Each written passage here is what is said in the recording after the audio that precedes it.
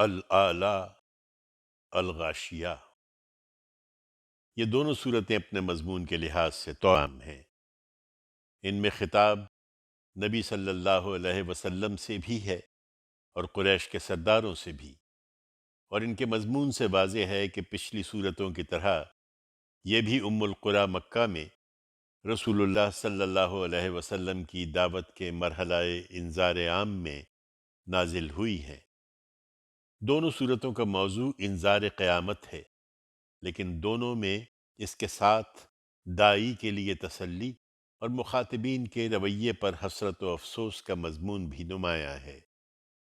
نبی صلی اللہ علیہ وسلم کو دونوں صورتوں میں اطمینان دلایا گیا ہے کہ تذکیر و نصیحت سے آگے آپ کی کوئی ذمہ داری نہیں ہے۔ اس کے بعد یہ لوگوں کا کام ہے کہ نصیحت پائیں، اور ہمارا کام ہے کہ ان کی سرکشی پر ان سے نمٹ لیں۔ آپ کو اس معاملے میں کوئی تردد نہیں ہونا چاہیے۔ اللہ کے نام سے جو سراسر رحمت ہے، جس کی شفقت ابدی ہے۔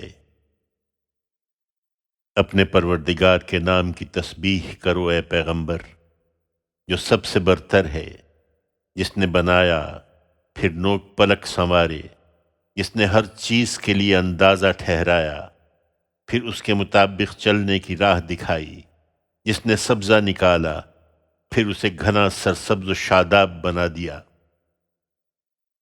یہ قرآن بھی اسی طرح ایک دن اپنے اتمام کو پہنچے گا، پھر عنقریب اس کو ہم پورا تمہیں پڑھا دیں گے، تو تم نہیں بھولو گے مگر وہی جو اللہ چاہے گا۔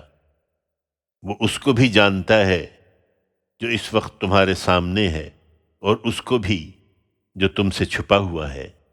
اسی طرح ہم ان مشکلوں سے بھی درجہ بدرجہ تمہیں آسانی کی طرف لے چلیں گے۔ اس لیے یاد دہانی کرو اگر یاد دہانی نفع دے۔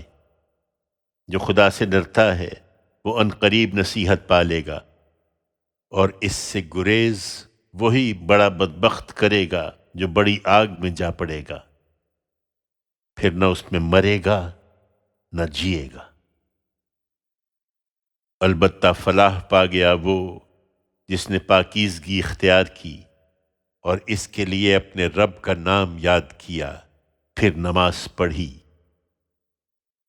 لوگو، تم کوئی حجت نہیں پاتے، بلکہ دنیا کی زندگی کو ترجیح دیتے ہو، درا حالی کہ آخرت اس سے بہتر بھی ہے اور پائیدار بھی۔ پھر یہ کوئی نئی بات بھی نہیں ہے، یہی بات ان صحیفوں میں بھی تھی جو اس سے پہلے آئے، ابراہیم اور موسیٰ کے صحیفوں میں۔